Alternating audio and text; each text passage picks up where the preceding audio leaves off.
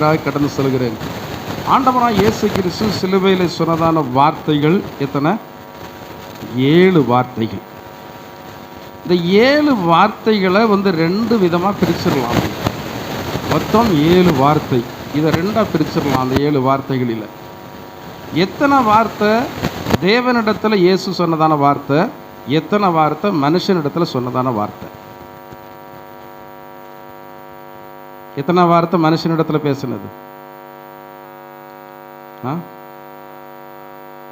அது அது யார் இடத்துல சொன்னது? சரி. ரெண்டாவது வார்த்தை சரி, ரெண்டாவது வார்த்தை மனிதனிடத்தில் சொன்ன. மூணாவது வார்த்தை அதாவது யோவானிடத்துலையும் தாயினிடத்துலையும். சரி, மனிதனிடத்தில். அடுத்து 2 வார்த்தை மனிதனிடத்தில் சொல்லியாச்சு. அடுத்து என் தேவனே என் தேவனே ஏன் என்னை கைவிட்டு, யார்கிட்ட சொன்னதான வார்த்தை? தேவனிடத்தில் சொன்னதான வார்த்தை. அடுத்து யார்கிட்ட சொன்ன வார்த்தை? மனுஷனிடத்தில் சொன்னதை நினச்சி இவங்க தண்ணீரை கொண்டு போனாங்க, அப்படித்தானே? திராட்சரசம் கலந்த பானத்தை கொண்டு போனாங்க, அப்படி தானே சொல்லப்பட்டிருக்கிறது. காடியை அப்படி கொண்டு போனாங்கன்னு சொல்லப்பட்டிருக்கிறது. அதை அவர் ஏன் ஏற்றுக்கொள்ளலை? அந்த வார்த்தை இவரிடத்தில் சொன்ன வார்த்தை இல்லை. யாரிடத்தில் சொன்ன வார்த்தை? அது தேவனிடத்தில் சொன்னதான வார்த்தை. அடுத்து முடிந்தது. யாரிடத்தில் சொன்ன வார்த்தை? தேவனிடத்தில் சொன்னதான வார்த்தை. அடுத்து யாரிடத்தில் சொன்ன வார்த்தை? 5 வார்த்தை தேவனிடத்தில் சொல்லப்பட்டதான வார்த்தை, 2 வார்த்தைகள் மட்டுமே மனிதனிடத்தில் சொல்லப்பட்டதான வார்த்தை. இப்போது இந்த 2 வார்த்தைகள் இந்த மனிதர்களுக்கு ஆலோசனையாக சொல்லப்பட்டதான வார்த்தைகள். அதில் நீ இன்றைக்கு என்னோடு கூட பரதீசில் இருப்பாய் என்று சொல்லி யாரை பார்த்தான் சொன்னார்? நல்லவன் இல்லாமல் நல்லவனா? நல்லவன் இல்லை. அவன் யார் தான்? கள்ளன், கெட்டவன். அவன் தண்டனைக்கு ஏதுவானவன். கவனிக்கிறீங்களா? இவ்வளோ பேச்சில் என்ன வருது? என்னது வருது? தூக்கம் வருது. யார் ஆராட்டுறா? ஆண்டவர் ஒருபோதும் இங்கே ஆராட்ட மாட்டார். யார் ஆராட்டுறா? சத்திய வார்த்தைகளை நீங்கள் கேட்கக்கூடாது என்பதில் யார் கவனமாக இருக்கிறா? சாத்தான் கவனமாக இருக்கிறான். தேவனுடைய வார்த்தைகள் உங்களுடைய இருதயத்திற்குள்ளே கடந்து போக வேண்டும். அப்படியே தூக்கம் உங்களால் தவிர்க்க முடியாவிட்டால் வெளியே போய் முகத்தை கழுவிட்டு உட்கார்ந்து கர்த்தருடைய வார்த்தைகளை என்ன செய்யணும்? கட்டாயம் கேட்கணும். அப்போ அவன் கள்ளன் தான், நல்லவன் இல்லை. ஆனால் ஆண்டவர் அவனை பார்த்து சொல்கிறாரு, நீ இன்றைக்கு பைபிளில் சொல்லப்பட்டிருக்கிறது, நல்லவர்களெல்லாம், நல்லவர்கள் நினைக்கிறவர்களெல்லாம் தேவனுடைய ராஜ்யத்தில் இருக்க மாட்டார்களாம். அதாவது ஆயக்காரரையும் பரிசேயர்களையும் பார்த்து ஆண்டவர் சொல்கிறார், உங்களுக்கு முன்பதாக வேசிகள் எங்கே இருப்பாங்க? பாவம் செய்தவர்கள் வேசிகளெல்லாம் தேவனுடைய ராஜ்யத்தில் இருப்பாங்க. உங்களையோ புறம்பான இருளிலே தள்ளப்பட்டவர்களாக என்ன செய்வீங்க? காண்பீர்கள். இயேசு கிறிஸ்துவை கொலை செய்வதற்கு முக்கிய காரணமே யார் தான்? பிரதான ஆசாரியரும் மூப்பர்களும் பரிசேயர்களும் தான் முழு முக்கியதான காரணம். இவர்கள் தான் அங்கே ரோம சேவரிடத்தில் என்ன செய்தார்கள்? ஒப்பு கொடுத்தார்கள். சரி, அவன் கள்ளன் என்றாலும் தேவன் அவனை பார்த்து சொல்கிறாரு, நீ இன்றைக்கு என்னுடனே கூட பரதீசில் இருப்பாய். சொல்வதற்கான காரணம் என்ன? ஜெபராஜ் பிரதர், சொல்வதற்கான காரணம் என்ன? நீ இன்றைக்கு என்னுடனே கூட பரதீசில் இருப்பாய் என்று சொல்வதற்கான காரணம் என்ன? அந்த காரணம் தெரியாமல் இருந்தால் அந்த வார்த்தையை பிடிச்சிட்டு எல்லாரும் சொல்லுவாங்க, நான் கள்ளனாக இருந்தாலும் சரி கொள்ளக்காரனாக இருந்தாலும் சரி நான் எங்கே போயிடுவேன்? பரலோகம் போயிடுவேன் அப்படின்னு சொல்லுவாங்க. ஆனால் அங்கே சொல்லப்பட்டிருக்கிறது, நாமோ நியாயப்படி தண்டிக்கப்படுகிறோம், இவரோ தகாதது ஒன்றையும் செய்யவில்லை. இன்றைக்கு எவன் ஒருவன் ஆண்டவராகிய இயேசு கிறிஸ்து அவர் கொலை செய்யப்படுவதற்கு ஏதுவான எந்த தவறையும் செய்யவில்லை, அவர் நமக்காக சிலுவையிலே மரித்தார், நம்முடைய பாவங்களுக்காக மரித்தார் என்று இருதயத்தில் விசுவாசித்து நாவினால் அறிக்கை செய்கிறானோ அவனுக்கு கட்டாயம் ஆண்டவர் பரதீசை மட்டுமல்ல தேவனுடைய ராஜ்யத்தை சுதந்திரமாக கொடுப்பார். அதை குறித்து ராஜேந்திரன் அவர்கள் தெளிவாக பேசிவிட்டார்கள். அப்போ மனுஷனிடத்தில் பேசின முதலாவது வார்த்தை, நீ இன்றைக்கு என்னுடனே கூட பரதீசில் இருப்பாய். முதலாவது வார்த்தையே மிக முக்கியமான வார்த்தை. அது ஷைனி பேசிவிட்டார்கள், பிதாவை இவர்களுக்கு மன்னியும் அறியாதிருக்கிறோம். ஆனால் யூதர்கள் சொன்னாங்க, நாங்கள் அறிந்தே தான் செய்கிறோம்னு சொன்னாங்க. இயேசு கிறிஸ்து சொல்கிறாரு அறியாமல் செய்தாங்கன்னு. ஆனால் அவங்கெல்லாம் சொல்கிறாங்க நான் அறிந்தே தான் செய்கிறேன்னு சொல்கிறாங்க. பாருங்கள், நன்றாக நினைத்து பாருங்கள். சில ஜனங்கள் அறிந்தே தான் நம்ம பேசுகிறேன்னு சொல்லி பேசுவாங்க. ஆனால் நம்ம சொல்ல வேண்டியதான வார்த்தை அவங்க அறியாமல் பேசுகிறாங்கன்னு நம்ம மன்னிச்சுட்டு போயிட்டே இருக்க வேண்டும். இதுதான் கிறிஸ்தவ மார்க்கத்தினுடைய உன்னதமான ஒரு சுபாவம். உங்களால் இத்தனை வருடம் ஆகியும் மனிதர்கள் செய்த தப்பிதத்தை நீங்கள் மன்னியாமற் போனால் தெளிவாக சொல்லப்பட்டிருக்கிறது, உங்களுடைய பாவத்தை ஆண்டவர் மன்னிக்கவே மாட்டேன்னு சொல்லி சொல்லப்பட்டிருக்கிறது.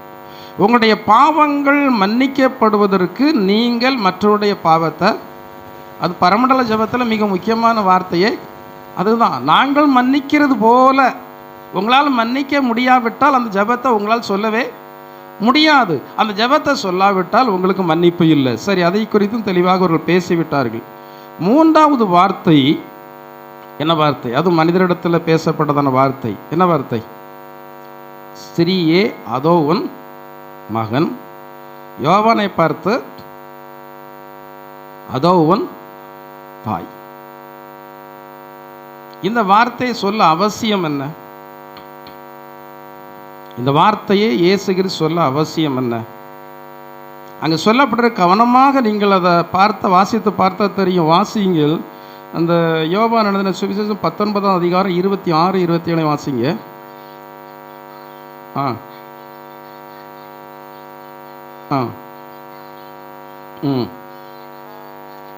ஸ்திரீயே அதோ உன் மகன் என்றார். பின்பு அந்த சீசனை நோக்கி அதோ உன் தாய் என்றார். அந்நேரம் முதல் அந்த சீசன் அவளை தன்னிடமாய் ஏற்றுக்கொண்ட. இது ஒரு முக்கியமான ஒரு வார்த்தை.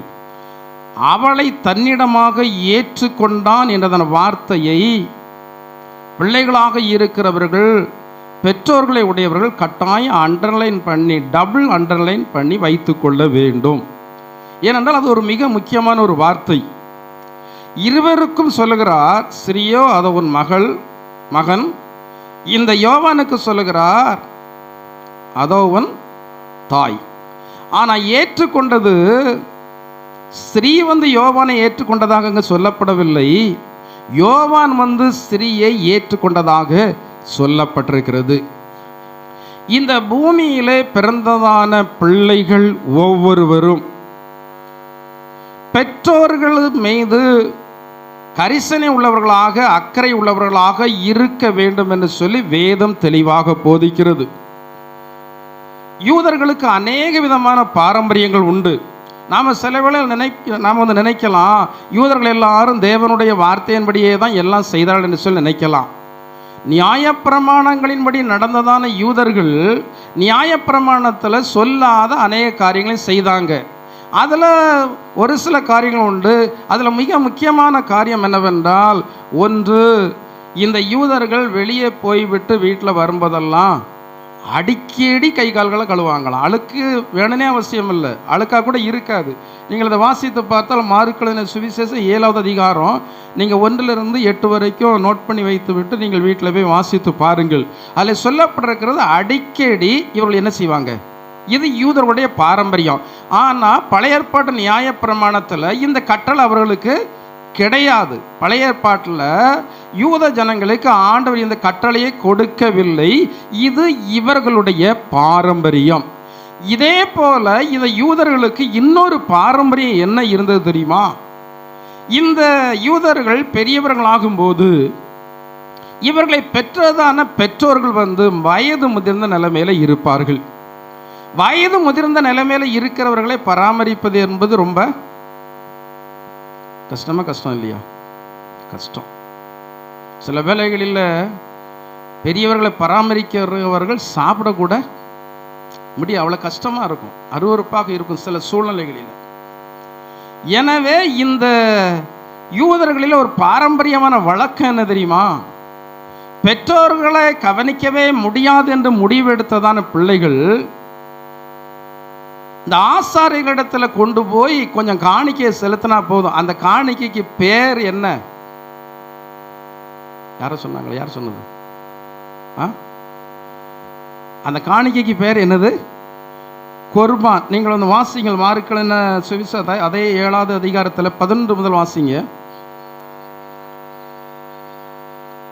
நீங்களோ ஒருவன் தன் தகப்பனையாவது தாயாவது நோக்கி, உனக்கு நான் செய்யத்தக்க உதவி ஏது உண்டோ அதை குர்பான் என்னும் காணிக்கையாக கொடுக்கிறேன்னு சொல்லிவிட்டால் அவனுடைய கடமை தீர்ந்தது என்று சொல்லி அவனை தன் தகப்பனுக்காவது தன் தாய்க்காவது யாதொரு உதவியும் செய்ய ஒட்டாமல், நீங்கள் போதித்த, இது தேவனுடைய கட்டளை அல்ல, நீங்கள் போதித்த உங்கள் பாரம்பரியத்தினாலே தேவ வசனத்தை என்னாக்குகிறீர்கள்? அவமாக்குகிறீர்கள். அப்போ அந்த யூதர்களுடைய பாரம்பரியமான வழக்கம் இது. குர்பான் என்னும் காணிக்கையை நான் கொடுத்துட்டா என்னுடைய கடமை தீர்ந்தது என்று சொல்லி நம்பிக்கொண்டு இருந்தாங்க, விசுவாசித்து கொண்டிருந்தாங்க. பொதுவாக பிரச்சனைகள் எல்லாம் இன்றைக்கு நீதிமன்றங்களில் போகிறது போல அந்த நாட்கள் ஆசாரியர்களிடத்தில் போகும். இப்போ ஒரு தாயோ தகப்பனோ வயது முதிர்ந்த நேரத்தில் போய் ஆசாரியனிடத்தில், ஐயா இப்படி என்னுடைய மகன் வந்து என்னை கவனிக்க மாட்டேன் என்கிறான்னு சொல்லி சொன்னால் அவங்க ஒரே வார்த்தையில் சொல்லி முடிச்சிருவாங்க, உனக்கு செய்ய வேண்டியதெல்லாம் அவன் யாருக்கு செய்துட்டான்? ஆண்டவருக்கு செய்துட்டான், எனவே உனக்கு செய்ய வேண்டியதன் அவசியம் இல்லை என்று சொல்லி முடித்து விடுவார்கள். இது தேவனுடைய கட்டளை கிடையாது, இது தேவனுடைய பிரமாணம் கிடையாது, இது யூதர்களுடைய பாரம்பரியம்.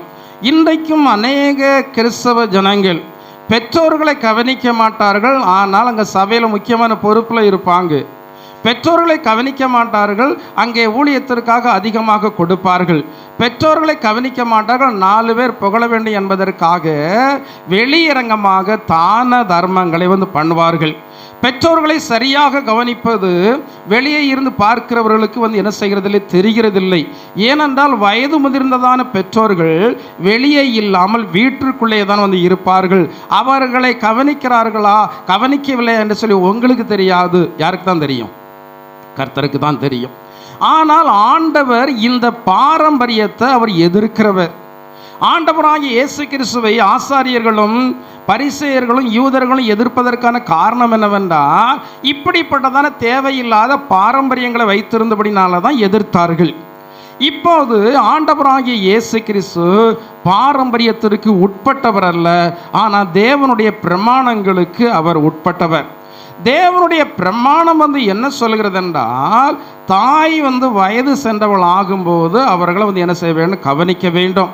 வேதத்தில் சொல்லப்பட்டிருக்கிற வாக்கு தத்தம் உள்ளதான பிரதான ஒரு கட்டளை என்னவென்றால், நீ நன்றாயிருப்பதற்கும்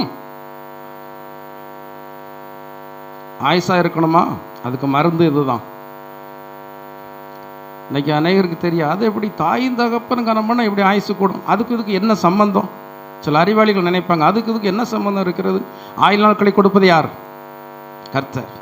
இப்போ ஆண்டவர் வந்து தாயின் தகப்பனும் வயதான நேரத்தில் நீங்கள் அவருடைய கண் கலங்காமல் கவனித்தீர்கள் என்றால் எதையும் எதிர்பாராமல் கவனிக்க வேண்டும். தாய் மூலமாக வருமானம் இருக்கிறதோ இல்லையோ, தகப்பன் மூலமாக வருமானம் இருக்கிறதோ இல்லையோ, ஒருவேளை உங்கள் கூட வந்து பல சகோதரர்கள் பிறந்திருக்கலாம், அதெல்லாம் பேச்சில்லை. ஒரு தேவனுடைய பிள்ளைக்கு எத்தனை பிள்ளைகள் இருந்தாலும் அது அவசியம் இல்லை, அதை குறித்து நினைக்க அவசியம் இல்லை. நான் என்னுடைய தாயையும் தகப்பனையும் நான் தனிப்பட்ட விதத்தில் பார்த்து அந்த ஆசீர்வாதத்தை நான் பெற்றுக்கொள்வேன். இதற்காக எத்தனை ஆயிரம் செலவழித்தாலும் பரவாயில்லை என்று சொல்கிறதான அந்த ஒரு எண்ணம், அந்த செயல்பாடு இருந்தால் உங்களுக்கு கட்டாயம் என்ன உண்டாகும்? நன்மை உண்டாகும். கட்டாயம் உங்களுடைய வாழ்நாட்கள் வந்து என்ன செய்யும்? நீடித்திருக்கும். இப்போ பாருங்க, இயேசு கிறிஸ்து அவருடைய குடும்பத்தில் எத்தனாவது நபர்? சந்தேகம் இருக்கா? என்ன ஒரு மாதிரி முழிக்கிறீங்க? அவர் சொன்னதுக்கு அப்புறம் முழிக்கிறீங்க. அவர் குடும்பம் வந்து ஒரு பெரிய குடும்பம். எத்தனை பிள்ளைங்க? எத்தனை? அவரோட உடன் பிறந்தவங்க எத்தனை பேர்? எத்தனை பிள்ளைகள்? வந்து 7 பேருக்கு அதிகம். 7 பேர் கன்ஃபார்ம் பண்ணிடலாம். ஏன்னா யாக்கோபு, யோசே, யூதா, சீமோ, இயேசு கிறிஸ்து. எத்தனை பேர்? 5 பேர். அதில் இன்னொரு இடத்துல சொல்லப்பட்டிருக்கிறது அவர்களுடைய சகோதரிகளும் என்று சொல்லப்பட்டிருக்கிறது. அப்போ ஒன்றுக்கு மேலே 2 ஆயிற்று. 2க்கு மேலே எத்தனை இருந்ததோ அது நமக்கு தெரியாது. குறைஞ்சபட்சம் எத்தனை பேர்? 7 பிள்ளைங்க, பெற்றோர்கள், தாயும் தகப்பன். 7 2 9. குடும்பம் பெரிய குடும்பம். ஆனால் அந்த காலத்தினுடைய வழக்கத்தின்படி பெற்றோர்களுடைய பையன்தான் குடும்பத்தினுடைய முழு பொறுப்பையும் ஏற்கணும். மட்டுமல்லாமல் இந்த பெற்றோர்களும் யாரை தான் கவனிக்கணும்? மூத்த பிள்ளை தான் கவனிக்கணும். ஒழுங்கு அதுதான். இப்போ இந்த வரமுறையே இல்லை. இந்த காலத்தில் வரமுறையே இல்லை. எத்தனை பிள்ளைகள் பெற்றாலும் பிள்ளைகள் கவனிச்சா உண்டு, இல்லைன்னா இல்லை. நீங்கள் ஜீவனோடு இருக்கும்போது உங்களுடைய பெற்றோர்கள் ஆகாரம் இல்லை என்று சொல்லி அவர்கள் வருத்தப்பட்டால், வஸ்திரம் இல்லை என்று சொல்லி வருத்தப்பட்டால், அவர்களுக்கு மருத்துவ தேவையின் போது மருத்துவ உதவி செய்வதற்கு ஆளிலேயே பணம் இல்லை என்று சொல்லி வருத்தப்பட்டால், அந்த இரத்தப்பழியை நீங்கள் கட்டாயம் சுமந்தே தீர வேண்டும். அவனவன் எதை விதைத்தானோ கட்டாயம் அதையே என்ன செய்வான்? அறுப்பான். இந்த ஆண்டவராகிய இயேசு கிறிஸ்து தான் மரணமடைய போகிறார். அந்த அவருடைய தாயார் எப்படி இருந்தால் அதை பற்றி இவருக்கு என்ன இருக்கிறது? ஆனால் வேதவசன ஒழுங்கின்படி, கர்த்தருடைய பிரமாண ஒழுங்கின்படி இவர் தான் என்ன செய்ய வேண்டும்? அந்த குடும்பத்தில் உள்ளதான தாயாரையும் தகப்பனாரையும் இயேசு கிறிஸ்து தான் கவனிக்க வேண்டும். ஆனால் இயேசு கிறிஸ்து தன்னுடைய மரண வேளையிலையும் தன்னுடைய உச்சக்கட்ட வேதனையில் இருக்கும் போதும் இந்த இயேசுவனுடைய தாய் பேரில் அவருக்கு அளவு கடந்த என்ன இருந்தது? அன்பு இருந்தது, கரிசனை இருந்தது. ஆவிக்குரியபடி பார்த்தால் இயேசு கிறிஸ்துவுக்கு தாய் கிடையாது. இயேசு கிறிஸ்துவுக்கு யார் தான்? தகப்பன். ஏன்னா பரிசுத்த ஆவியினாலே அவர் உற்பவிக்கப்பட்டவர். இந்த இயேசு கிறிஸ்துடைய தாய் என்று சொல்லி எதற்காக சொல்லப்பட்டிருக்கிறது என்றால், இயேசு கிறிஸ்து இந்த பூமியிலே ஒரு அவதாரம் எடுத்து வருவதற்காக அங்கே அவர் தெரிந்து கொண்டதான பாத்திரம் தான் யாரு? மரியாள். இந்த இயேசு கிறிஸ்து புருஷ சித்தத்தினால் பிறந்தவர் அல்ல, அவர் பிதாவினுடைய சித்தத்தினால் என்ன செய்தவர்? பிறந்தவர். இயேசு கிறிஸ்து எந்த இடத்துலையும் அம்மா என்று சொல்லி குறிப்பிட்டதான வார்த்தை வேதாகமத்தில் இல்லை. பாருங்க, ஸ்திரீயே யாரை குறித்து இந்த வார்த்தையை சொல்லுவாங்க? அந்த சிறியே என்கிறதான வார்த்தை மரியாளையும் இயேசு கிறிஸ்து என்ன செய்கிறது? பிரிக்கிறது. அங்கே நம்ம அடையாளம் காணும்படியாக தாய் என்று சொல்லி சொல்லப்பட்டிருந்தாலும் இந்த மரியாள் தாய் அல்ல, இயேசு கிறிஸ்து வருவதற்காக தெரிந்து கொள்ளப்பட்டதான ஒரு பாத்திரம் தானே ஒழிய மற்றொன்றும் அல்ல. அப்போ இந்த இயேசு கிறிஸ்து இந்த மரியாளுக்கு முதல் குமாரனாக பிறந்தார் என்பது உலகம் அறிந்ததான ஒரு காரியம். இன்னைக்கு வேத சத்தியங்களின்படி நமக்கு தெரிகிறது மரியாள் மாம்சப்படியான தாய் இல்லை என்பது வேத சத்தியங்களின்படி தான் நமக்கு தெரிகிறது. நேரடியாக பார்த்தால் அது இயேசுவனுடைய தாய். அப்போ இவர் மரண வேளையில் தன்னுடைய தாயை குறித்து, மூத்தவராக இருக்கிறபடினால தன்னுடைய தாயை குறித்து இவருக்கு என்ன இருக்கு? கரிசனை இருக்கு. உங்களுக்கு கரிசனை இருக்கிறதா? உங்களெல்லாம் ஜீவனோடு வைத்திருக்கிறார். தாய் தகப்பனை குறித்து கரிசனை இருக்கிறதா? இருக்கா இல்லையா?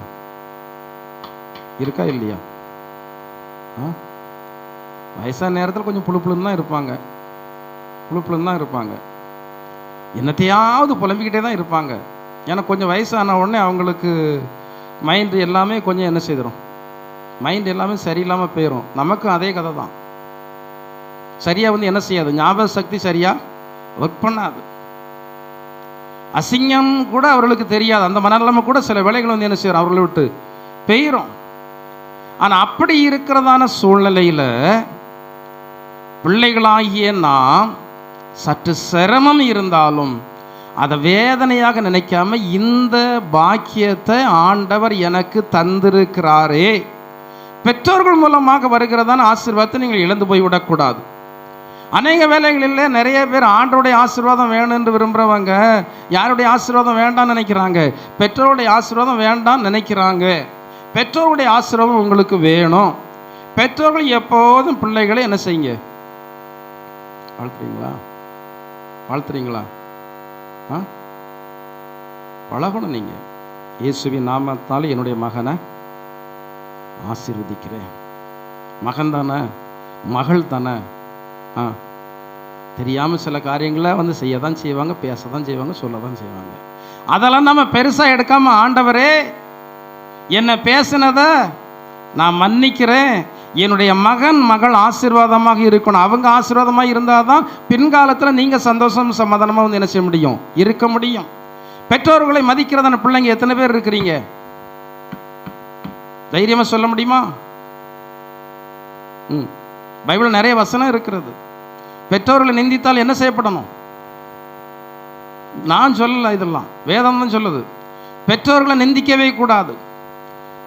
பெற்றோரை தூசிக்கிறவனுடைய தீபம், அதாவது உங்களுக்கு வழியே தெரியாமல் போயிடும், என்ன செய்யணும்னு சொல்லி தெரியாமல் போயிடும். சிறிய வயதில் பெற்றோர்களை வந்து துன்புறுத்தினதான் அநேக குடும்பங்களை குறித்து தெரியும். ஆனால் அந்த பிள்ளைகளுடைய வாழ்க்கையெல்லாம் சிதறி இருந்த இடம் தெரியாமல் போய்விட்டார்கள். நீங்கள் கிறிஸ்தவர், நீங்கள் தேவனுடைய பிள்ளைகள், நீங்கள் ஆசீர்வதிக்கப்பட வேண்டும் என்பது தேவனுடைய விருப்பம். ஊழியத்தை செய்கிற என்னுடைய விருப்பம் நீங்கள் ஆசீர்வதிக்கப்பட வேண்டும் என்பதுதான். உங்களுடைய தாய்க்கு ஒருவேளை ஒன்றுமே தெரியாமல் இருக்கலாம், படிப்பே தெரியாமல் இருக்கலாம், மொபைல் ஃபோனை யூஸ் பண்ண தெரியாமல் இருக்கலாம், நிறைய காரியங்களை அறிவாக செய்ய தெரியாமல் இருக்கலாம். ஆனால் அவர்கள் உங்களுக்கு தாய் என்பதை நீங்கள் என்ன செய்யக்கூடாது, மறந்து போய்விடக்கூடாது. உங்களுக்கு அவர்கள் முந்தி பிறந்தவர்கள் என்பதை நீங்கள் மறந்து போய்விடக்கூடாது. முதியோர்களிடத்தில் ஞானம் உண்டு. ஒருவேளை படிப்பு இல்லாமல் இருக்கலாம், ஒருவேளை உலக அறிவு இல்லாமல் இருக்கலாம். ஆனால் ஞானம் என்பது வேதத்தில் சொல்லப்பட்டிருக்கிறது. ஞானம் என்பது படிப்பிலே அல்ல, அறிவிலே அல்ல, அது வந்து முதியோர்களிடத்தில் அனுபவத்தினால் வந்ததான ஞானம் இருக்கிறது. முதியோர்கள் ரொம்ப நிதானமாக தான் காரியங்களை செய்வாங்க. முதியோர்கள் சொன்னால் சரியாகத்தான் இருக்கும் என்று சொல்லி நீங்கள் ஏற்றுக்கொள்ள வேண்டும். பெற்றோர்களை முதலாவது நீங்கள் என்ன பண்ணணும்? கனம் பண்ணுறீங்களா? கனம் பண்ணுனீங்களா? இனிமே கனம் பண்ண போகிறேன் என்று சொல்லி முடிவெடுத்திருக்கிறீங்களா? சரி, முடிவு எடுத்திருக்கேன்னு சொல்கிறவங்க கை வைத்துங்க பார்ப்போம். நான் பெற்றோர்களை கனம் பண்ண முடிவு எடுத்திருக்கேன். இல்லை பாஸ்டர், அப்படி முடிவு எடுத்தால் என்னாலலாம் அதில் நிற்க முடியாது, அப்படி நான் ஜெபம் பண்ண போகிறேன்னு சொல்கிறவங்க எத்தனை பேர்? இது கூட கை வைத்த முடியலையா? உங்களுடைய கையை வந்து ஆண்டவர் பார்க்கிறார். பெற்றோர்களை நான் வந்து கனம் பண்ண, பெற்றோர்களை அனுசரிக்க நான் முடிவு எடுத்திருக்கிறேன். யார்? உங்கள் கையை ஆண்டவர் பார்க்கட்டும், நான் இல்லை, கையை ஆண்டவர் பார்க்கட்டும். புரியலையா? உங்கள் ரெண்டு பேருக்கும் புரியலையா? புரியுதா? புரியலையா? புரியலை. இங்கே இருக்கணும், சிறுவலந்தில் இருக்கக்கூடாது. அப்போ நிறைய பிள்ளைங்க கை வைத்திருக்கிறீங்க. கர்த்தர் உங்களை வந்து என்ன செய்யட்டும்? கர்த்தர் உங்களை வந்து என்ன செய்யட்டும்? ஆசீர்வதிக்கும். பாருங்க, இயேசு கிறிஸ்து இந்த சுபாவத்தை எங்கே கூட வெளிப்படுத்துகிறாரு? சிலுவையில் கூட வெளிப்படுத்துகிற. கடைசி நேரத்தில் தான் துன்பப்படுகிறதான வேலையில், தான் நெருக்கப்படுகிறதான வேலையில், இன்னும் கொஞ்ச நேரத்தில் மரணம் வரப்போகிறது. அந்த நிலைமையிலேயும் அவர் பிதாவினுடைய வார்த்தைக்கு கட்டுப்பட்டு அவர் தாயை யாரிடத்தில் ஒப்பு கொடுக்கிறார்? ஏன் யோவான் இடத்துல ஒப்பு கொடுக்கணும்? இருந்தது 12 பேர். சரி, ஒருத்தனை விட்டுருவோம், அவன் வெளியரங்கமாகவே தெரிஞ்சுட்டு அவன் துரோகின்னு. யார்? யூதாஸ். அதை விட்டுருவோம். மீதி இருந்தவங்க எத்தனை பேர்? 11 பேர். செலக்ட் பண்ணுறது யாரை? சொல்லப்போனால் யோவான் சோம்பேறின்னு சொல்லலாம். ஏன்னா எப்போது யார் கூட இருந்தான்? மார்பில் தான். அவனோட பழக்கம் இயேசுவினிடத்தில் அன்பாக இருக்கிறது, அவ்வளோதான். இவன் வேற எதுவுமே செய்யலை. ஆனால் பேதுருவினிடத்தில் கொஞ்சம் ஒப்பு கொடுத்துருக்கலாம் நம்ம நினைக்க தோணுது. ஏன்னா பேதுரு ரொம்ப தைரியசாலி, ரொம்ப பிரிஸ்காக இருப்பான், ரொம்ப சுறுசுறுப்பாக இருப்பான். அப்போ பேதுருவினிடத்தில் ஒப்பு கொடுத்துருக்கலாம் நமக்கு தோணுது. ஒரு காரணம் பார்க்கலாம், பேதுரு வந்து இயேசுவை விட வயது முதிர்ந்தவன். இயேசுவை விட அவன் வந்து வயது ரொம்ப முதிர்ந்தவன். ஆனால் யோவான் வந்து அவருடைய மார்பில் சார்ந்து கொண்டிருந்தவனுக்கு வயதும் கம்மி. ஒன்று, இவனுடைய காரியம் என்னவென்று சொல்லி கேட்கும்போது, நான் வரும் வரைக்கும் இவன் இருக்க சித்தமானால் உனக்கு என்னன்னு கேட்டார். அப்போ இவனுக்கு ஆயுளும் ரொம்ப கட்டி. நம்முடைய தாயார் மரணம் வரைக்கும் இவன் கட்டாயம் வந்து என்ன செய்வான்? இருப்பான். நம்முடைய தாயாரை இவன் பராமரித்து கொள்ளுவான் என்று சொல்லி தான் இந்த யோவான் இடத்துல ஆண்டவர் சொன்ன உடனே அவன் என்ன செய்து கொண்டானா? இயேசுனுடைய வேலையை தான் செய்கிறதா? இன்னைக்கு எத்தனையோ தாய்மார்களுக்கு பிள்ளைகள் செய்ய வேண்டியதான வேலையை முதியோர் இல்லங்கள் செய்து கொண்டிருக்கிறது. நம்ம சபையில் வருகிற யாராக இருந்தாலும் சரி, ஒரு காலம் உங்களுடைய அடிமனதில் கூட வந்து விடக்கூடாது. என்னுடைய தாய் தகப்பனை நான் முதியோர் இல்லத்தில் சேர்ப்பேன், அது நல்ல முதியோர் இல்லத்தில் சேர்ப்பேன், மாதாந்திரம் அவங்களுக்கு நான் பணத்தை, இந்த எண்ணம் இருந்தால் அதை அடியோடு என்ன செய்யணும். இன்னைக்கு முதியோர் இல்லங்கள், அந்த ஸ்டார் அந்தஸ்தில் உள்ள முதியோர் இல்லங்கள் கூட இருக்கத்தான் செய்கிறது. ஏசி ரூம்பெல்லாம் போட்டிருப்பாங்க, மருத்துவ உதவியெல்லாம் உடனே கிடைக்கும், எல்லாம் இருக்குது. ஆனால் ஒன்றே ஒன்று அங்கே கிடைக்காது. என்ன கிடைக்காது? அவருடைய குடும்பத்தினுடைய பாசத்தினுடைய அன்பு கிடைக்குமா? பொதுவாக மனிதன் எப்போதுமே தனியாக வாழ்வதை விரும்புவதே இல்லை. இந்த மனிதன் வந்து எப்போதும் சேர்ந்து வாழ்கிறத தான் வந்து என்ன செய்வான், அப்படி தானே? சேர்ந்து வாழ்கிறது தான் விரும்புவான், தனியாக வாழ்கிறது விரும்புகிறதே இல்லை. நம்ம ஒரு ஊரில் இருக்க தானே விரும்புவோம், காட்டுக்குள்ளே தனியாக போய் இருக்க விரும்புவோமா? இல்லை, அது விரும்புறது இல்லை. அப்போ மனுஷன் வந்து சேர்ந்து இருந்து விரும்புவதுக்கு காரணம் என்ன? தான் அன்பாக இருக்க வேண்டும், தன்னிடத்தில் மற்றவர்கள் அன்பாக இருக்க வேண்டும் என்று சொல்லி இவன் அன்பிற்காக இயங்குகிறதான மனுஷன். இங்கே பிள்ளைகளை பெற்று ஆளாக்கி நல்லா படிக்க வச்சு வேலைலாம் எடுத்து கொடுத்து பேரம்பேத்திகள்லாம் இருப்பாங்க. இவங்களை கொண்டு போய் அங்கே கொண்டு போய் விட்டு சாப்பாடு கொடுத்த உடனே அவங்களுக்கு இளைப்பாறு இடம் கொடுத்த உடனே அங்கே நிம்மதியாக இருப்பார்னு சொல்லி நினைத்தால் நிம்மதியாக இருக்க முடியாது. அவர்கள் நிம்மதியாக இருக்க முடியாது.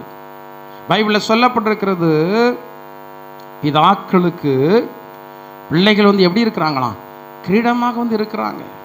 பிள்ளைகள் வந்து இதை வந்து நினைத்து பார்க்கிறதே இல்லை. இன்னைக்கு பேர பிள்ளைகள்னா அநேக பெற்றோர்கள் எப்படி இருப்பாங்க? உயிராக இருக்கிறீங்களா? என்ன முடிச்சிடவா? நீ கேட்டால் தான் பிரசங்கம் பண்ண முடியும். ஏன்னா பிரசங்கம் பண்ணுவதற்கு ஆசை வந்தெல்லாம் பிரசங்கம் பண்ணலை. எப்படி சொல்லுங்க, பண்ணவா பண்ணலாமா?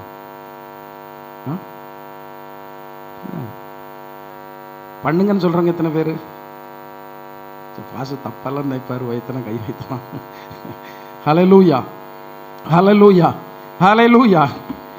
அப்போ பெற்றோர்கள் வந்து பேரன் பேத்திகளுடைய அன்பிற்காக இயங்குகிறவங்க. எத்தனை பெற்றோர்கள் இந்த பேரம்பேத்திகளை நினைச்சே அவர்கள் ஒடுங்கி ஒடுங்கி நோய் கொண்டு போகிறதான எத்தனையோ பெற்றோர்கள் உண்டு. அப்படி இருக்கிறதான வேளையில் நீங்களே அவர்களுடைய பிரிவுக்கு காரணமாக இருந்தால் அந்த பெற்றோர்கள் மூலமாக வருகிறதான ஆசீர்வாதத்தை நீங்கள் எப்படி பெற்றுக்கொள்ள முடியும்? ஆனந்தனும் பெற்றோர்கள் வந்து பிள்ளைகளாகிய உங்களை ஆசீர்வதித்து கொண்டே இருக்கணும். சிலர் சொல்லுவாங்க, நான் என்ன தான் செய்தாலும் எங்கள் அம்மாவுக்கு பிடிக்காது, எங்கள் அப்பாவுக்கு வந்து என்ன செய்ய பிடிக்காது. தேவையில்லாமல் உங்களை பிடிக்கலன்னா அதை யார் பார்த்து கொள்ளுவா? அது கர்த்தர் பார்த்து கொள்ளுவா. தேவையில்லாமல் சிலருக்கு சிலரை பிள்ளைகள் 4 பிள்ளைகள் இருந்தாலும் சிலருக்கு 2 பிள்ளைகள் தான் பிடிக்கும். 2 பிள்ளைகளை பிடிக்குமா பிடிக்காதா? தைரியமாக சொல்ல முடியுமா? எனக்கு 4 பிள்ளைகள் இருக்குது, 4 பிள்ளைகளும் எனக்கு ஒரே மாதிரி தான். கர்த்தர் என்னை பார்க்கிறார், கர்த்தர் என்னை பார்க்கிறார், கர்த்தர் என்னுடைய இருதயத்தை பார்க்கிறார். 4 பிள்ளைகளும் எனக்கு ஒரே மாதிரி தான். 4 பிள்ளைகளுக்கு பெற்றெடுக்கப்பட்டதான பிள்ளைகளும் ஒரே மாதிரி தான். எல்லா பேரம்பாத்திகளும் தலைலாம் ஆடுது, சிலருக்கு ஒரு மாதிரி. அப்படி இல்லை பாஸ்டர் எங்கள் வீட்டில் அப்படின்னு சிலர் வந்து என்ன செய்கிறீங்க? நீங்கள் தேவனுடைய பிள்ளைங்க. மற்றவர்களை குறித்து நான் பேச விரும்பலை.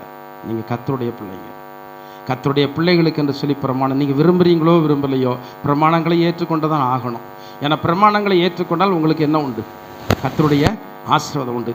எல்லா பிள்ளைகளையும் எல்லா பேரம்பேத்திகளையும் நீங்கள் ஒரே மாதிரி நினைத்தால் கர்த்தர் உங்களை வந்து உங்களுடைய இருதயத்தை பார்த்து இங்கே மட்டும் அதற்கான ஆசீர்வாதம் அல்ல, மறுமையிலே அதற்குரியதான ஆசீர்வாதம் உண்டு.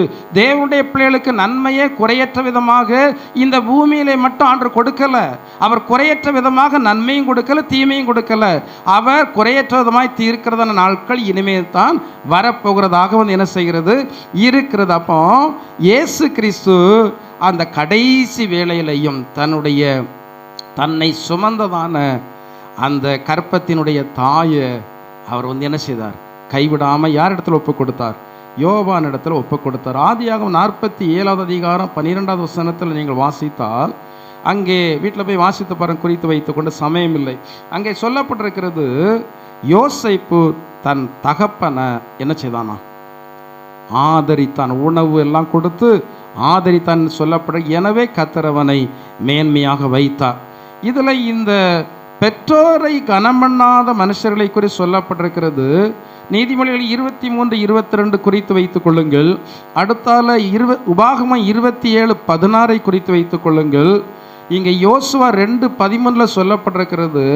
ராகாப்பு என்றதான வேசி அவள் தான் மட்டும் தப்புவிக்கப்பட வேண்டும் என்று சொல்லி நினைக்கவில்லை. அது 2:13 யோசுவா 2:13 நீங்கள் வந்து வாசித்து பார்க்கலாம். என்னுடைய தகப்பன் வீட்டையும் என் உடன் பிறந்தவர்களையும் நீங்கள் வந்து என்ன செய்யணும், தப்ப விட வேண்டும் என்று சொல்லி சொல்லப்பட்டிருக்கிறது. மார்க்கு 7:10 பெற்றோரை நிந்திக்கிறவன் கொலை செய்யப்பட வேண்டும். யாத்திராகமம் 21:15 பெற்றோரை அடிக்கிறவன். பெற்றோர் அடித்தவங்க இருக்கிறீங்களாங்க? சத்தமா இருக்கிறீங்க. பெற்றோரை அடித்தவங்க இருக்கிறீங்களாங்க? ஆமா இல்லைன்னு சொல்லுங்க. தாயையோ தகப்பனையோ அடித்தவங்க இருக்கிறீங்களா? இருக்கிறது போல எனக்கு தோணுது. மன்னிப்பு கேட்கணும், உபவாசம் இருந்து மன்னிப்பு கேட்கணும். ஏன்னா அந்த சாபம் வந்து உங்கள் தலைமையில் கட்டாயம் வந்து என்ன செய்யும். இல்லை அவங்க அந்த தப்பு பண்ண என்ன தப்பு பண்ணட்டுமே, அது உங்களுக்கு யாரல்லா? அது உங்களுக்கு பெற்றோர் அல்லவா? அடிக்கிறது மட்டுமல்ல, 21:17 சொல்லப்பட்டிருக்கிறது, தாயையும் தகப்பனையும் சபிக்கிறது. சபிச்சிருக்கிறீங்களா? கிட்டத்தட்ட கூட்டி கழித்து பார்த்தா ஏதோ 1 2 அது இருக்குமா எனக்கு தெரியலை. எல்லாரும் யாரை சபிச்சிருப்போம்? பெற்றோர்களை சபித்தவங்க நிறைய பேர் இருக்கிறீங்க. அதுதானே? இதுக்கு என்ன பதில் சொல்ல போகிறீங்க? கர்த்தருடைய வார்த்தைக்கு, தேவனுக்கு என்ன பதில் சொல்ல போகிறீங்க? சபித்தவன் என்ன செய்யப்படும்? நான் இது விளையாட்டுக்கு சொல்லலை. நீங்கள் இது விளையாட்டுக்கு அப்படியே எடுத்துகிட்டு போகாதவங்க தயவு செய்து, நான் ஃபாலோ பண்ணுறதை தான் நான் சொல்கிறேன். வேதத்தில் சொல்லியிருக்கிறத நான் வந்து என்ன செய்கிறேன், சொல்கிறேன். பெற்றோர்கள் சில வேளைகளில் கடினமாக தான் இருப்பாங்க. சில வேளைகளில் ஓர வஞ்சக கூட பண்ணலாம். சில வேளைகளில் உங்களை கோபப்படுத்தலாம், என்னெல்லாமோ செய்வாங்க. ஆனால் நீங்கள் இருதயத்தில் நினைக்க வேண்டியது, தேவன் பிரமாணத்தில் சொல்லியிருக்கிறார், எனவே நான் அந்த பிரமாணத்தை மீறி நான் சபிக்க மாட்டேன், பிரமாணத்தை மீறி நான் கை மேலே நீட்டவே மாட்டேன்னு சொல்லி கர்த்தருடைய வார்த்தைக்காக நின்று பாருங்கள். கர்த்தர் உங்களுடைய பெற்றோர்கள் முன்னிலையில் உங்களை ஆசீர்வதிப்பார். கர்த்தர் பெற்றோர்களுடைய முன்னிலையில் உங்களை உயர்த்துவார். ஒருவேளை அதற்கு ஏதுவே இல்லாமல் இருந்தாலும், நீங்கள் எதற்காக சபிக்கவில்லை பெற்றோர்களை? நீங்கள் எதற்காக பெற்றோர்களை வந்து அடிக்கவில்லை? கர்த்தருடைய வார்த்தை சொல்லி இருக்கிறது, நான் தேவனுடைய பிள்ளை அல்லவா, நான் கர்த்தருடைய வசனத்தை வாசிக்கிறவன் அல்லவா, நான் ஒரு கிறிஸ்தவன் அல்லவா, எனவே என்னுடைய பெற்றோரை நான் நிந்திக்க மாட்டேன், தூசிக்க மாட்டேன், சபிக்க மாட்டேன், அடிக்க மாட்டேன்னு சொல்லி நீங்கள் தைரியமாக தீர்மானம் எடுத்து இருக்கிறீர்கள். எனவே கர்த்தர் உங்களை வந்து என்ன செய்வார், ஆசீர்வதிப்பார். அடுத்த 45:10 ஏசாயா 45:10 ஒரு வசனம் சொல்லப்பட்டிருக்கிறது. இது கிட்டத்தட்ட நிறைய பேர் சொல்லியிருக்கிறீங்க. அந்த ஒரு வசனத்தை வாசிருங்க, அடுத்த பகுதிக்கு நிறைய கடன் செல்லலாம்.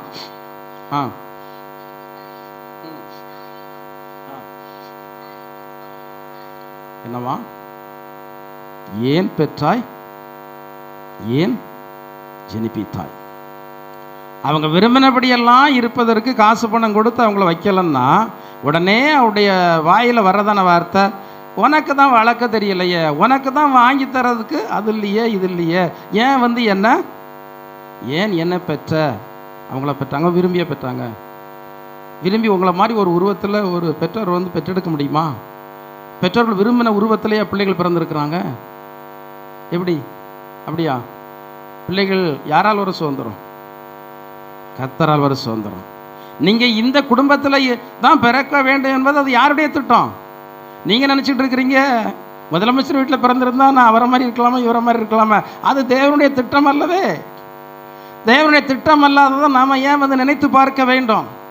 குறைஞ்சபட்சம் நான் அந்த ஜாதியிலேயாவது பிறந்திருக்க கூடாதா? சிலர் நினைக்கிறாங்க. இல்லை, அந்தந்த இடங்களில் நாம் பிறக்க வேண்டும் என்பது தேவனுடைய திட்டம், சித்தம். அந்த இடத்துல வைத்து தான் உங்களையே வந்து ஆசீர்வதித்திருக்கிறார். அந்த இடத்துல வைத்து தான் உங்கள் அநேகருக்கு ஆசீர்வாதமான ஒரு பாத்திரமாக வந்து என்ன செய்திருக்கிறார், மாற்றி இருக்கிறார்.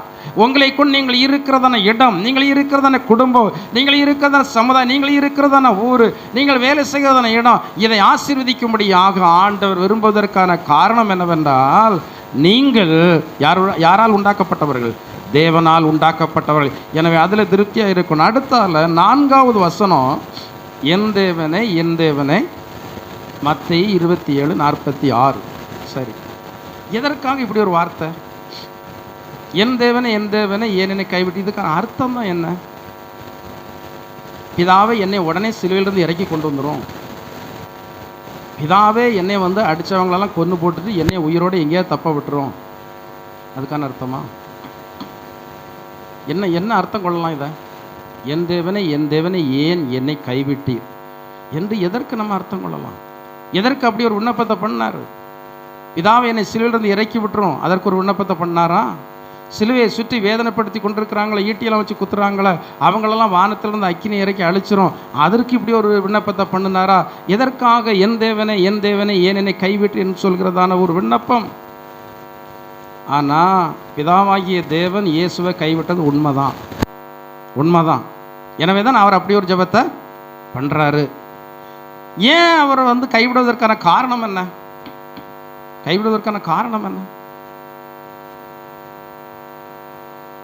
ஏற்கனவே சொல்லப்பட்டிருக்கிறது, நானும் பிதாவும் ஒன்றாக இருக்கிறோம். அப்போ இயேசு தான் தெய்வம் தான் இயேசு தான் தெய்வம் தான் இயேசு. ஆனால் இந்த நேரத்தில் என் தேவனை ஏன் என்னை கைவிட்டீர் என்றால் பிதா வந்து அவருக்குள்ளே இல்லை. எனவே தான் அவர் சொல்றாரு, ஏன் பிதா இவரை கைவிட்டுட்டு போனார்? பிதாவாக அவர் முழுவதும் அப்போது இருந்திருந்தால் ஒரு தெய்வத்தை மனிதனால் கொல்ல முடியுமா? கொல்ல முடியாது. ஒன்று.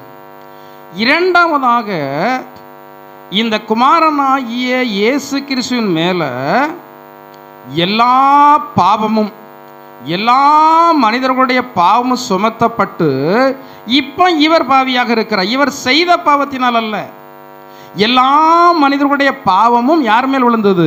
இந்த இயேசு கிறிஸ்து மேல் விழுந்தது. ஏசாயா 53 நீங்கள் வீட்டில் போய் வாசித்து பாருங்கள். எல்லா மனிதருடைய பாவங்களும் அவர் மேல் விழுந்தது. அப்ப இவர் முழு பாவியாக இருக்கிறார். தெய்வன் வந்து பாவியாக இருக்க முடியாது, தேவனை கொலை செய்ய முடியாது, தேவன் பாவியாக இருக்க முடியாது. எனவே இந்த பிதாவானவர் இவரை விட்டு விட்டார்.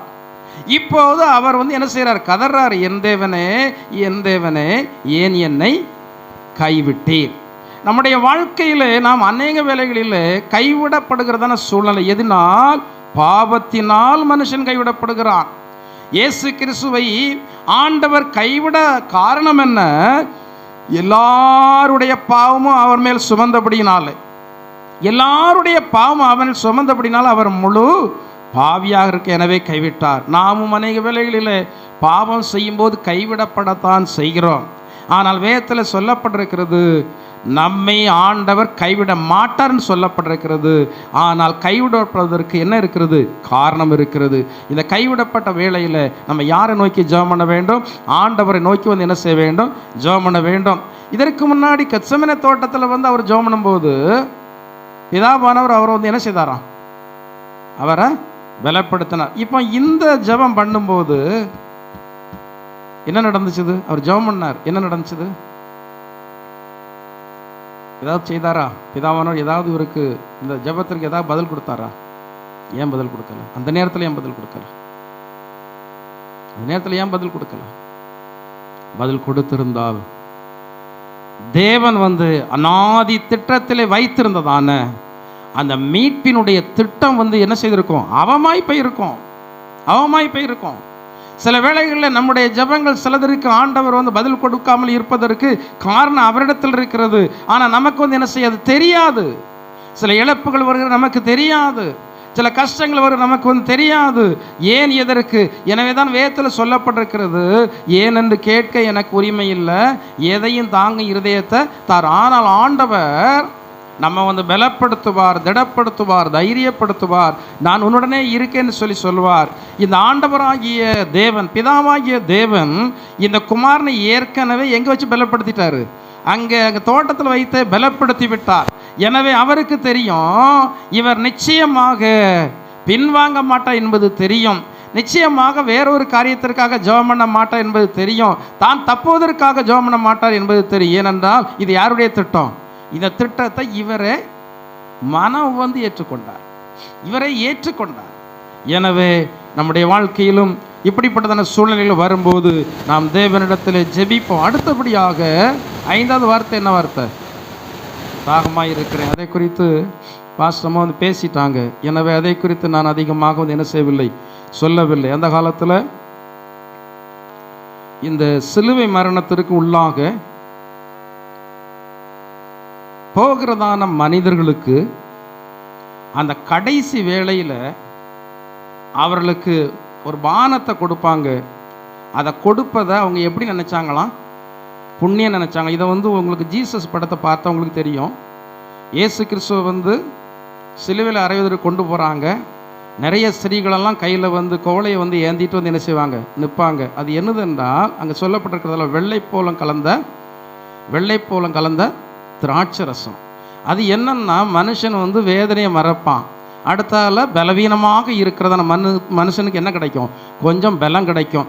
இதை கொடுப்பதை அந்த இஸ்ரவேலுடைய பாரம்பரிய வழக்கத்தின்படி அதை புண்ணியமாக நினைத்து நிறைய பேர் அந்த பானத்தை வந்து என்ன செய்தார்களாம், கொடுத்தார்கள். இப்போ இவர் தாகமாக இருக்கிறேன்னு சொன்ன உடனே இவர் இந்த பானத்தை தான் கேட்குறார் என்று சொல்லி கொடுத்தாங்க. ஆனால் இவர் வந்து இவங்கிட்ட அதை கேட்கல, பிதாவினிடத்தில் சொன்னபடினால அதை வந்து என்ன செய்யவில்லை, அதை வந்து ஏற்றுக்கொள்ளவில்லை. அவருக்கு இருந்ததான தாகம் என்ன? ஏசாயா தீர்க்கதரிசன புத்தகத்தில் 53வது அதிகாரம் 11வது வசனத்தை மட்டும் நீங்கள் வந்து வாசியுங்கள். ம் ம் ம் ம் ம் ம் சரி, போதும். ஆத்தும வருத்தத்தின் பலனை கண்டு திருப்தி ஆவார். அவருடைய தாகம் என்ன? அதற்கு அடுத்தால சொல்லப்பட்ட என் தாசனாய நீதிபர தம்மை பெற்ற அறிவினால் அநேகரை என்ன ஆக்குவார், நீதிமான்களாக்குவார். அவருடைய தாகம் என்ன தெரியும்னா, எல்லா ஜனங்களும் யாரை அறியணும், அவர் அறியணும். உங்களுடைய தாகம் என்ன இருக்கு? பணத்தை சம்பாத்தியம் பண்ணணும். பணம் தேவைதான், பணம் வேண்டான்னு சொல்வதற்கு இல்லை. என்னை பொறுத்த வரைக்கும் கிறிஸ்தவ ஜனங்க எல்லாரோட உலக பிரகாரம் ஆசீர்வாதம் நன்றாகத்தான் இருக்க வேண்டும். இது நீங்கள் வாய் திறந்து சொல்லாமலே ஒரு சுவிசேஷத்தை அறிவிக்கிறது. உங்களுக்கு ஆண்டு தந்திருக்கிறதான ஆசீர்வாதம் நீங்கள் வாய் திறந்து சொல்லாமலேயே ஒரு சுவிசேஷத்தை அறிவிக்கிறது வேணும். ஆனால் நம்முடைய நோக்கம், குறிக்கோள், எண்ணம் எல்லாம் நம்மை கொண்டு ஆத்துமாக்கள் யாரை ஏற்றுக்கொள்ளணும், இயேசுவா இருக்கா? அந்த தாகம் இருந்தால் ஜெபம் பண்ணுவீங்க, அந்த தாகம் இருந்தால் வந்து என்ன செய்வீங்க, செயல்படுவீங்க. அடுத்த வார்த்தை முடிந்தது. அப்படித்தானே? என்னது முடிஞ்சு? ஷார்ட்டாக சொல்லியிருக்கு. என்னது முடிந்தது? என்னது முடிஞ்சு? ஒரு வேலைக்காரனிடத்தில் போய் கேட்டால் முடிஞ்சிட்டுன்னு சொல்லுவான்.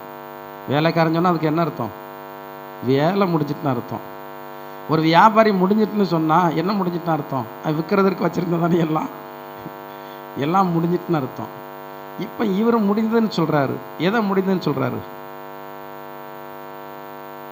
அதாவது ஆண்டவர் இவரை கொண்டு, கவனிக்கிறீங்களா, ஆண்டவர் இவரை கொண்டு என்ன செய்ய வேண்டும் என்று சொல்லி திட்டம் வைத்திருந்தாரோ அந்த திட்டத்தை அவர் செய்து முடிச்சிட்டாரு. பிதாவினிடத்தில் அதான் சொல்றாரு, முடிந்தது, எல்லாம் முடிந்தது. தாவீது சொல்றாரு, கர்த்தர் எனக்காக யாவையும் செய்து முடிப்பார்னு சொன்னாரு. இவர் செய்து எல்லாவற்றையும் வந்து என்ன செய்தாரு, முடித்துட்டாரு. தேவனுடைய தீர்க்க தரிசன வார்த்தைகள் எல்லாவற்றையும், இயேசு கிறிஸ்துவை குறித்து சொல்லப்பட்டிருக்கிற தீர்க்க தரிசன வார்த்தைகள் எல்லாவற்றையும் செய்து முடித்து விட்டார். சாபத்தை சிலுவையிலே சுமந்து முடித்து விட்டார். மனிதர்கள் எல்லாருடைய பாவத்தையும் சிலுவையிலே பரிகரித்து முடித்து விட்டார். இனிமேல் இவர் செய்வதற்கு ஒன்றுமே இல்லை. மனிதனுடைய ஆயுள் நாட்கள் குறுகினது. நான் உனக்கு இதெல்லாம் செய்ய திட்டம் வச்சிருந்தேன், நீ செய்யலையே என்று சொல்லி ஆண்டவர் ஒரு வார்த்தை வந்து என்ன செய்யக்கூடாது, கேட்கக்கூடாது. ஒருவேளை உங்கள் குடும்பத்தை ஆதாயம் பண்ண திட்டம் வச்சிருப்பார், உங்கள் கணவன் ஆதாயம் பண்ண திட்டம் வச்சிருப்பார், அண்டை வீட்டார் ஆதாயம் பண்ண திட்டம் வச்சிருப்பார், உங்களிடத்தில் பேசி நன்றாக அன்பாக பேசி கொண்டிருக்கிறவர்கள் நண்பர்கள், அவர்களை வந்து ஆதாயம் பண்ணுவதற்கு திட்டம் வச்சிருப்பார், உங்களோட படிக்கிறவர்கள் ஆதாயம் பண்ண திட்டம் வச்சிருப்பார். ஆனால் இந்த திட்டங்களெல்லாம் நீங்கள் நிறைவேற்றாவிட்டால், ஆண்டவரே நீங்கள் எனக்கென்று சொன்னது எல்லாவற்றையும் வைத்திருந்த எல்லாவற்றையும் நான் செய்து முடிச்சிட்டேன்னு ஆண்டவரிடத்தில் சொல்ல முடியாது. செய்து நாம் செய்ய வேண்டியதை முடிக்கணும். கடைசியில் என்ன சொல்லப்பட்டிருக்கிறது, ஆவியை, உங்கள் ஆவியை ஆண்டவரிடத்தில் ஒப்புவிக்க உங்களால் முடியுமா? சரி, ஒரு கேள்வி கேட்குறேன். மரணத்துக்கு எனக்கு பயம் இல்லை, அப்படின்னு சொல்கிறவங்க யார் இருக்கிறீங்க? அது யார் பாஸ்டர் இருப்பா? ஆனால் இருக்காங்க. மரணத்துக்கு பயம் இல்லை தம்பி ராஜேந்திரன், பாஸ்டர் அம்மா, டீச்சர் ரத்னமலா, பரவாயில்ல, கர்த்தர் உன்னை ஆசீர்வதிக்கட்டும். தங்கச்சி மாலதி வேற, பரவாயில்லையே, பெருமளஞ்சி, முத்துசெல்வி, பரவாயில்ல. மற்றவங்க உயர்த்துக்கிறார்கள் என்பதற்காக அல்ல. ஆனால் தேவனுடைய பிள்ளைகள் இந்த உலக வாழ்க்கையில் இருப்பதை விட போகிறது தான். அதுக்காக தற்கொலை பண்ணக்கூடாது, போகிறது தான். ஏன்னா பைபிள் என்ன சொல்லப்படுது? தீங்கு வராததற்கு முன்ன இனிமேலாம் வர்ற தீங்கெல்லாம் அப்படி இப்படி தீங்காக இருக்காது, கொடுமையான தீங்காக இருக்கும். கர்த்தரில் நிலைச்சி இருக்க முடியுமோ? இருக்க முடியாத அப்படியெல்லாம் பிரச்சனைகள் இனிமே வர இருக்குது. நீங்கள் இங்கே இருக்கிறவங்கெல்லாம் ஒன்றும் ஒப்பேறிக்கிட மாட்டேன்னு நினைக்கிறேன் நான், ஒரு சிலரை தவிர. ஏன் தெரியுதில்ல, அவங்க அதாவது சொல்லுவாங்கல்ல, முயலை பிடிக்க ஆமாம் சாரி, அகத்தின் அழகு முகத்தில் தெரியும். எது எப்படி எப்படி பிடிக்க போகிறதோ அது முகத்தை பார்த்தோன்னா உற்சாகத்தில் என்ன செய்யும், தெரியும் அப்படின்னு சொல்லுவாங்கல்ல. உங்களுக்கு பக்கத்தில் கோயில், சபைக்கு வர முடியலை, அதுக்கு என்னது சாக்கு போக்கு. அந்த காலத்தில் சொல்லுவாங்க, ரூத்தக்கா சொல்லுவாங்க, நாங்கள் முதல்ல இங்கே கோயில் இல்லாமல் இருக்கும்போது எங்கே போவோம்? செட்டிமேட்டுக்கு போவோம். அங்கே போகிறதுக்கு இங்கேருந்து ஒருத்தரையாக நான் தள்ளி கொண்டு போகிறதுக்கு முன்னக்கூட்டியே கிளம்பி ஒரு பிள்ளைகளாக கூப்பிட்டு, பிள்ளைகளா வாரியலா அப்படின்னா, பிள்ளைகளா வாரியலான்னு கேட்டாங்க. நீங்கள் அனைத்து பிள்ளைகளும் யாரை ஏற்றுக்கொண்டாங்க? அவங்க பிள்ளைங்க. ஹல்லேலூயா. அந்த நீங்கள் வாஞ்ச இருந்தனா ஆண்டவர் உங்களுக்கு என்ன பண்ணுவார்? சப்போர்ட் பண்ணுவார், உதவி செய்வார். அதற்கு வாஞ்சே இல்லைன்னா உதவி செய்ய மாட்டார். பக்கத்தில் கோயில் இருக்கிறது, கோயிலுக்கு வரணும், விரும்பினா தானே வர முடியும். இது நான்லாம் இப்போ கோயிலுக்கு போகிறேன். சிலர் கெத்தா சொல்லுவாங்க, இப்போல்லாம் நான் கோயிலுக்கு போகிறதில்ல, இப்போல்லாம் உபவாசத்துக்கு போகிறதில்ல. போனால் கெத்தா சொல்லலாம், நான்லாம் இப்போ ஒழுங்காக எங்கே போயிடுறேன், கோயிலுக்கு போயிடுறேன் அப்படின்னு சொல்லலாம். இது போகாமல் இருப்பதற்கு ஒரு கெத்து பேச்சு தேவையா? கவனமாக இருக்கணும், ஜாக்கிரதையாக இருக்கணும். தேவன் சீக்கிரத்தில் வரப்போகிறார். ஒன்று, இனிமேல் இந்த பூமியில் கஷ்டம்தான், வேதனை தான். எனவே நமக்கு என்ன பயம் வேண்டாம்? மரண பயம் வந்துட்டுன்னா உங்களை கூப்பிடுவதற்கு யார் தான் வருவா? ஏற்கனவே ஒரு சம்பவம், லாசர் ஐஸ்வர்யான் சம்பவம், 2 பேரும் டச் பண்ணாங்க. சவன் ராஜேந்திரனும் என்னுடைய மனைவி டச் பண்ணாங்க. 2 பேரும் செத்தான். ஒருத்தரை கொண்டு போகிறதற்கு யார் வந்தா? முக்கியமான காரியம், உங்களை கொண்டு போவதற்கு யார் வரணும்? தேவ தூதர்கள் வரணும். உங்களுக்கு மரண பயம் இருந்தால் தேவனுடைய தூதர்கள் வர முடியாது. மரண பயம் எதற்கு நமக்கு? இந்த பூமியில் வாழ்ந்து என்ன தான் பண்ண போகிறோம்? எவ்வளோ சங்கடம், எவ்வளோ கஷ்டம், எவ்வளோ வேதனை. அப்போ எங்களை சீக்கிரம் சாவ சொல்கிறீங்களா பாஸ்டர்? அப்படிலாம் இல்லை. நீங்கள் நீண்ட காலம் இருக்கணும். நான் என்ன சொல்கிறேன், அதுக்கு ஆயத்தமாக இருக்கணும்னு சொல்கிறேன், அவ்வளவுதான். சீக்கிரம் போகணும்னு நம்ம அவசியம் இல்லை. காலத்துக்கு முன்னே நீ ஏன் சாக வேண்டும்? காலத்துக்கு முன்னே மருந்து இருந்தெல்லாம் குடி செத்துறாதாங்க, தூக்குக்கெல்லாம் போட்டு செத்துறாதாங்க. அதெல்லாம் தேவனுக்கு பிரியமில்லாத காரியம். அதெல்லாம் யாருடைய தூண்டுதல்? அதெல்லாம் சாத்தானுடைய தூண்டுதல். அப்படி ஒரு எண்ணம் வந்தாலே போ சாத்தானு சொல்லிட்டு நீங்கள் நேரே தேவனுடைய சன்னிதானத்தில் போங்க, கோயிலுக்கு வாங்க, ஆண்டவரை தேடுங்க, இல்லை வீட்டில் இருந்து ஜோம் பண்ணுங்க, இல்லைன்னா பைபிளை வாசிங்க. அந்த எண்ணமெல்லாம் உங்களை விட்டு என்ன செய்யணும்? போயிடும். என்னுடைய ஆவியை உம்முடைய கையில் என்ன செய்கிறேன்? மரணம் வருதுன்னு தெரிஞ்ச உடனே அங்கே தூதன் நிற்கும்போது, இல்லை நான் வரமாட்டேன் அப்படிலாம் சொல்லக்கூடாது. ஆவியை மரண நேரம் அவர் அப்படி தானே சொன்னார், பிதாவே என் ஆவியை உம்முடைய கையில். நான் அந்த காலத்தில் சின்ன பையனாக இருக்கும்போது, ரொம்ப சின்ன பையன், அப்போ சில நபர் மரணம் ஆவாங்க. ஆனால் மரணமாக போகிறார்கள் என்பதை தெரியும் போது சில அனுபவம் உள்ள தேவனுடைய பிள்ளைகளும் சொல்லி கொடுப்பாங்க, நீ சொல்லு ஆவியை உம்மிடத்தில் ஒப்புவிக்கிறேன் சொல்லுன்னு சொல்லுவாங்க. அது அநேகர் அந்த மரண நேரத்தில், ஆண்டவரே என்னுடைய ஆவியை உம்முடைய கையில் ஒப்புவிக்கிறே, எடுத்துக்கொள்ளும் அப்படின்னு சொல்லி மரித்தவர்கள் உண்டு. சிலர் மரண வேளையில் நான் தேவனுடைய ராஜ்யத்திற்கு போகிறேன் என்று காமிச்சிட்டு போவானதான ஜனங்களாம். ஏன்னா அது அவர்களுக்கு என்னது? சந்தோஷம். இந்த பூமியை விட்டு போகிறது தேவனுடைய பிள்ளைகளுக்கு சந்தோஷம்.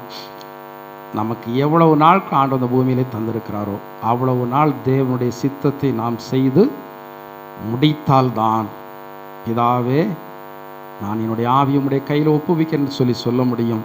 நிறைய வார்த்தைகள் சொல்வதற்கு ஏவப்பட்டாலும் சமயம் எனக்கு இடம் கொடுக்கவில்லை. இதுவே சமயம் கொஞ்சம் அதிகமாகிவிட்டது, மன்னிக்கவும். நாம் எல்லாரும் தேவனுடைய சன்னிதானத்தில் நம்ம எல்லாம் முழங்கால் படியிட்டு மறுபடியுமாக இயேசுனுடைய பாடு மரணங்களை ஒரு சில நிமிடங்கள் நாம் ஜெபத்திலே தியானித்து அந்த பகுதியை முடிக்கலாம். ஆண்டவர் இயேசு சிலுவையிலே தொங்கினவராக அவர் இந்த இடத்தில் நம் முன்னாடி அவர் நின்று கொண்டிருக்கிறார். அவருக்கு நாம் நம்மை இன்னும் ஒப்பு கொடுப்போம். ஆண்டவரே, நான் உமக்கு ஒப்பு கொடுக்கிறேன். ஆண்டவரே, இவ்வளவு நாட்கள் நீங்கள் உங்களுக்காக வாழ்ந்திருக்கலாம், மற்றவர்களுக்காக வாழ்ந்திருக்கலாம். இந்த நாளில் நீங்கள் ஆண்டவருக்காக வாழும்படியாக நீங்கள் ஒப்பு கொடுங்கள். அவருடைய அன்பு மகா பெரிதாய் இருக்கிறது. இந்த இயேசுனுடைய அன்பை அறிந்திருக்கிறதான நான் இன்னும் நம்ம ஆண்டவரிடத்தில் அன்பு கூறுவேன் என்று சொல்லி நான் ஒப்பு கொடுப்போம். கர்த்தர் தாமே நம்மை ஆசீர்வதிப்பாராக.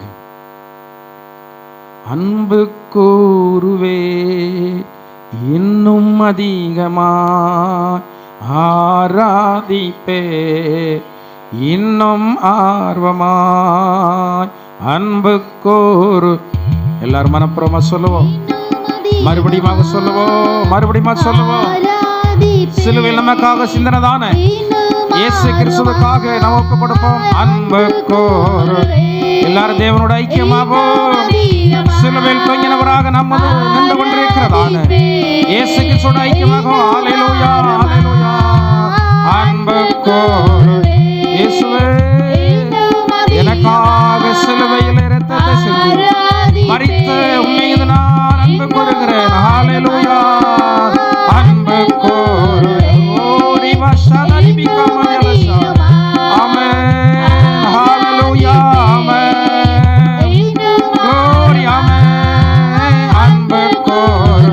glory. ஆமென். ஹல்லேலூயா. சிலுவையில் நமக்காக இரத்தத்தை சிந்தி மரித்த இயேசுவை நாம் சிநேகிப்போம். ஹல்லேலூயா.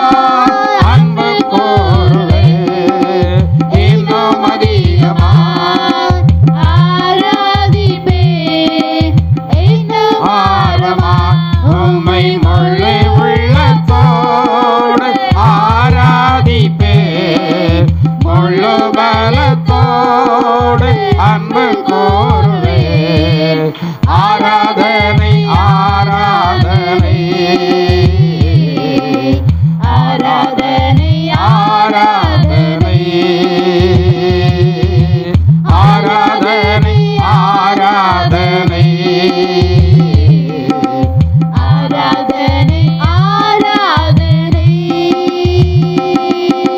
யெகோவா ரஃபா, யெகோவா ரஃபா, சுகம் தந்தீரே. பாவத்தின் நோயிலிருந்து எங்களுக்கு சுகம் தந்த இயேசுவே, நன்றியோடு சோதரிக்கிறோம். ஓ ரிஷாதாரி பிகமதியல நந்தியா, சுகம் தந்தீரே. நந்தியா, உம்மை முழு உள்ளத்தோடு ஆராதிப்பே முழு பலத்தோடு அன்பு கூறுவே. ஆராதனை, இயேசுவே, எங்களுக்காக சொந்த ஜீவனை கொடுத்தீரே. உம்மை ஆராதிக்கிறோம் ஆண்டவரே. ஆமென். ஹல்லேலூயா. ஆராதனை, ஆராதனை, ஆராதனை, ஆராதனை, ஆராதனை, ஆராதனை, ஆராதனை, ஆராதனை, ஆராதனை. எங்கள் அன்பின் பரலோக பிதாவே, நல்ல இயேசுவே, இந்த நாளிலே இயேசு கிறிஸ்து எங்களுக்காக சிலுவையிலே கோர மரணம் எய்தி ஜீவனை விட்டதான நாளை நினைவு கூறு எங்களுக்கெல்லாம் கிருபை செய்தி நாங்கள் உம்மை நன்றியோடு சோத்திரிக்கிறோம். ஆண்டவரே, நீங்கள் எங்களுக்காக மரித்தராவிட்டால் நாங்கள் இன்றைக்கும் பாவத்திலையும் சாபத்தில் நிலைத்திருந்திருப்போம். ஆண்டவரே, கர்த்தர் எங்களுக்காக கர்த்தாவே எங்களுடைய பாவத்தையும் சாபத்தையும் உண்மையில் ஏற்றுக்கொண்டு சிலுவை மரணத்தினால் எங்களுக்கு இரட்சிப்பையும் சமாதானத்தையும் மகிழ்ச்சியும் ஆசீர்வாதத்தையும் தந்தீரு. இதற்காக நாங்கள் உம்மை நன்றியோடு சோத்திரிக்கிறோம் ஆண்டவரே. இதனால் வந்திருக்கிற எல்லா ஜனங்களையும் ஆசீர்வதிங்க. யார் யார் ரட்சிப்பினுடைய சந்தோஷத்தை பெறாமல் இருக்கிறார்களோ அவர்களெல்லாம் ரட்சிப்பின் சந்தோஷத்தை, சிலுவையினுடைய மரணத்தை நம்பி விசுவாசிப்பதன் மூலமாக பெற்றுக்கொள்ள தேவன் தாமே ஒவ்வொருவருக்கு கர்த்தருக்கு தாருங்க. இருக்கிறதான ஜனங்கள் மட்டுமல்ல, இந்த வார்த்தைகளை யார் யார் எங்கிருந்து கேட்டுக்கொண்டிருக்கிறார்களோ அவர்களும் பாவத்திலிருந்து சாபத்திலிருந்து மீட்கப்பட்டு உம்மால் வரதான ஆசீர்வாதங்கள் நன்மைகளை பெற்றுக்கொள்ளத்தக்கதாக இயேசு கிறிஸ்துவை விசுவாசிக்க நல்ல இருதயத்தை உடைய பிள்ளைகள் ஒவ்வொருவருக்கு கொடுக்க வேண்டுமாறு ஜெபிக்கிறோம் ஆண்டவரே. வந்திருக்கிற எல்லாரையும் கர்த்தர் ஆசீர்வதித்து அனுப்புங்க. வருகை தாமதிக்குமானால் இன்னொரு முறை உம்முடைய சன்னிதானத்திலே கடந்து உம்முடைய நாமத்தை மகிமைப்படுத்த கர்த்தர் எங்களுக்கு கிருபை தர வேண்டுமாறு ஜெபிக்கிறோம். எல்லாவற்றுக்கும் மேலாக உம்முடைய மகிமையின் வருகையிலே பங்கு பெற தேவன் தாமே எங்களுக்கு கிருபை செய்தருள வேண்டுமாறு இயேசுவின் நாமத்தால் ஜெபிக்கிறோம் ஜீவனுள்ள பிதாவே, ஆமீன். உட்கார் ஒரு பாடம்.